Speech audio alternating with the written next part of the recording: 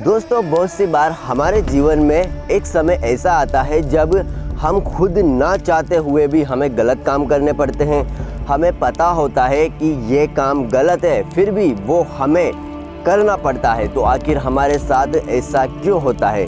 क्यों हम स्वयं जानते हुए, स्वयं ना चाहते हुए भी गलत कामों अर्थात पाप कर्मों को करते हैं? यहाँ पर हम इस बात को श्रीमद् भागवत गीता से समझेंगे, अर्जुन और कृष्ण के संवाद से समझेंगे, अर्जुन के प्रश्न और श्री कृष्ण के उत्तर से समझेंगे। बहुत सी बार ऐसा होता है कि स्वयं ना चाहते हुए भी जो हम गलत काम करते हैं उसके पीछे हम कहीं ना कहीं भगवान को जिम्मेदार ठहराते थे। कई लोगों से हमने बचपन से ये सुना होता है कि भगवान की मर्जी से ही सब कुछ होता है, भगवान की मर्जी के बिना पत्ता भी नहीं हिलता। तो बहुत से लोग यही सोच बना लेते हैं कि फिर तो हमारे जो कर्म कर रहे हैं, जो पाप कर्म है, जो गलत कर्म है, उनके पीछे भी भगवान की ही मर्जी है। इस वीडियो के आखिर तक आपकी ये गलतफहमी भी दूर हो जाएगी कि जो पाप कर्म आप कर रहे हैं वो भगवान आपसे करवा रहे हैं या फिर इसके पीछे कोई और है।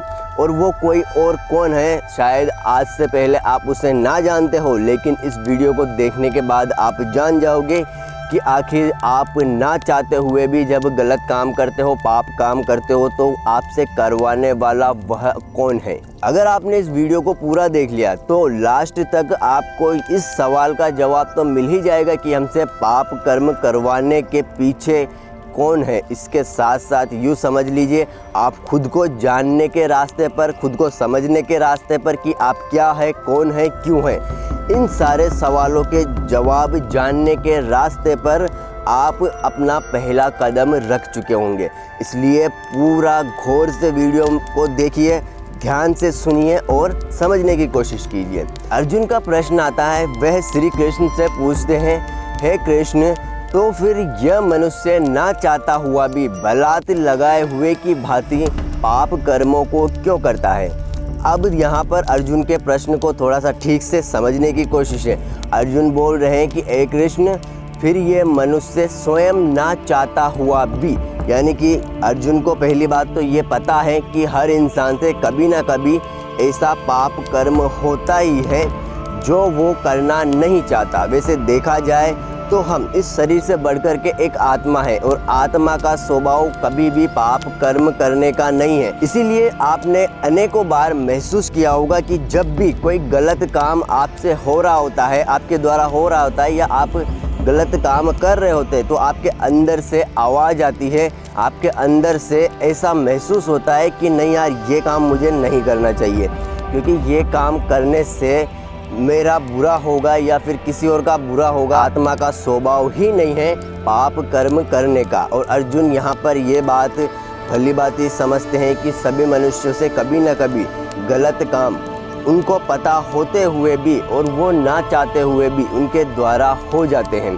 तो इसी का उत्तर श्री कृष्ण से वो मांग रहे हैं कि आखिर मनुष्य स्वयं ना चाहते हुए भी क्यों पाप कर्म करता है। अर्जुन के मन में ये जिज्ञासा है कि अगर ये कर्म इतने ही बुरे हैं, नरक को देने वाले हैं, नरक से मतलब यहाँ पर है जो नरक में दुख मिलते हैं, वैसे दुखों को देने वाले हैं, वैसे पाप कर्मों को करने से आपको वैसे दुख मिलेंगे जैसे कि नरक में मिलते हैं। अगर वैसे दुख मिलते हैं तो फिर मनुष्य ना चाहते हुए भी इन पाप कर्मों को क्यों करता है? श्री कृष्ण एक ही उत्तर में अर्जुन के सारे संदेहों को साफ कर देंगे। एक जवाब उनका और अर्जुन के जो जितने भी ये सवाल पैदा हो रहे हैं पाप कर्म से लेकर के, सब कुछ साफ हो जाएंगे कि आखिर इसको करवाने वाला हमसे कौन है, क्यों हम स्वयं ना चाहते हुए भी पाप कर्मों को करते हैं। ध्यान से सुनिएगा श्री कृष्ण का वो जवाब। श्री कृष्ण बोले, रजोगुण से उत्पन्न हुआ यह काम ही क्रोध है।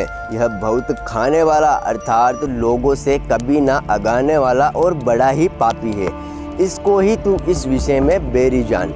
अगर आपने ठीक से सुना होगा तो आप समझ ही गए होंगे कि श्री कृष्ण क्या कहना चाह रहे हैं, लेकिन अगर आपने ठीक से नहीं सुना तो थोड़ा सा मैं एक्सप्लेन कर देता हूँ। रजोगुण से उत्पन्न हुआ यह काम ही क्रोध है, अर्थात यहाँ पर सबसे पहले काम को देखिए। काम किससे पैदा हो रहा है, किससे उत्पन्न हो रहा है? रजोगुण से।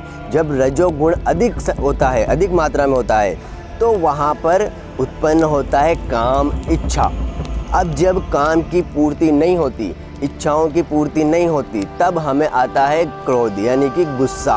तो हमारे गुस्सा आने के बाद फिर जो हमसे कार्य होते हैं या फिर जो हम फैसले लेते हैं, निर्णय लेते हैं, वो सभी के सभी पाप कर्म को देने वाले होते हैं या वो सभी हमें पाप कर्मों में डालने वाले होते हैं, या वही क्रोध हमसे पाप कर्म करवा रहा होता है।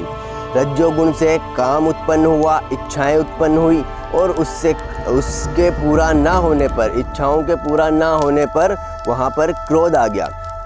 अब यहाँ पर इसका काम का स्वरूप कैसा बता रहे हैं भगवान? काम का स्वरूप बता रहे हैं कि यह बहुत खाने वाला है और भोगों से कभी ना अगाने वाला है। जिस तरीके से हमारी एक इच्छा पूरी होने के बाद दूसरी इच्छा अपने आप उत्पन्न हो जाती है और इसी तरीके से अनेकों अनेक इच्छाएं उत्पन्न होती जाती है, कभी इच्छाएं ख़त्म नहीं होती, एक पूरी होती है दूसरी उत्पन्न होती है। उसी को ध्यान में रखते हुए श्री कृष्ण बोल रहे हैं कि यह बहुत खाने वाला है। कौन? काम। यह बहुत खाने वाला है, मतलब कि एग्जाम्पल पे ले लीजिए, कोई ऐसा जीव, कोई ऐसा व्यक्ति जिसको आप कितना भी खिलाए उसकी भूख कभी शांत नहीं होती। उस तरीके से यहाँ पर काम को बताया गया है कि इसमें कितनी भी हमारी इच्छाएं पूरी हो जाए लेकिन कभी इच्छाएं ख़त्म नहीं होती। अब क्योंकि हम केवल हमारी इसके आवेश में आकर के, इसके चक्र में फंस करके हम केवल हमारी इच्छाओं को ही पूरा करते करते संपूर्ण जीवन, इस जो हमें ये शरीर मिला है इसको पूरा की पूरा नष्ट कर देते हैं और हमारे लिए, आत्मा के लिए हम कुछ भी नहीं कर पाते। तो इसीलिए कहा गया है कि यह बड़ा पापी है और इसी को तू इस विषय में वेरी जान। अब जो अर्जुन का प्रश्न था कि कौन है जो हमसे ना चाहते हुए भी पाप कर्मों को करवा रहा है, तो यहाँ पर श्री कृष्ण बोल रहे हैं कि इसी को तू इस विषय में वेरी जान, अर्थात यही तुम्हारा वो दुश्मन है। कौन? काम, जो तुमसे तुम्हारी इच्छा के विरुद्ध, तुम्हारी मर्जी के विरुद्ध पाप कर्म करवा रहा है। तुम्हारी ये अनेकों अनेक उत्पन्न होने वाली वो सारी इच्छाएं ही हैं जो ना चाहते हुए भी तुमसे पाप कर्म करवा रही है। अब आप समझ गए होंगे, लोग यहाँ पर भगवान को लाते हैं कि नहीं, भगवान की मर्जी से हम पाप कर्म कर रहे हैं। नहीं, तुम अपनी इच्छाओं की वजह से, इच्छाओं के आवेश में आकर के कभी ना कभी हमारी कहीं ऐसी इच्छाएं होती है जिन्हें पूरा करने के लिए इंसान बहुत से लोगों को कष्ट देता है, चाहे वो कष्ट मानसिक हो या शारीरिक हो। हिंसा ही होती है, चाहे आप मानसिक रूप पे दे, अर्थात अपनी बातों या विचारों से दे, या फिर अपने शरीर के द्वारा कोई कृत्य कर करके, किसी पे हाथ उठा करके, या इस तरीके से दे। अगर दूसरे इंसान को हमारे किसी काम की वजह से थोड़ा सा भी दुख पहुंच रहा है, अब वो दुख चाहे शारीरिक हो या फिर मानसिक हो, बातों से बुरा लगा हो या कुछ भी हुआ हो, अगर उसे दुख पहुंचा है तो वो हिंसा ही है।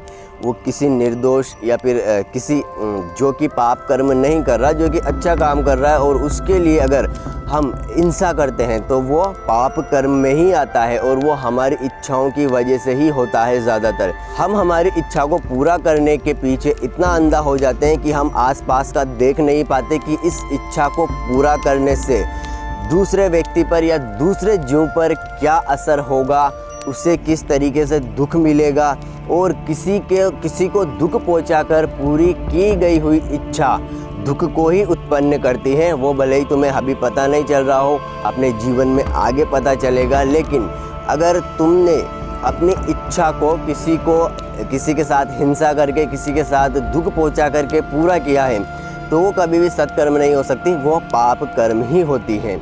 आई होप मेरी बातें आप लोग अच्छी तरह समझ गए होंगे। इसी तरह की और वीडियोस देखने के लिए हमारे इस चैनल को सब्सक्राइब कर लीजिए, और अगर नहीं भी करते हैं तो भी कोई बात नहीं, क्योंकि ये चैनल मैंने किसी के लिए नहीं बनाया, ये मैंने 100 अध्याय के लिए बनाया है। मैं अपने ज्ञान का विस्तार करना चाहता हूँ, मैं अपने ज्ञान को बढ़ाना चाहता हूँ, इसीलिए भगवद गीता को और सभी ग्रंथों को मैंने पढ़ना स्टार्ट किया है।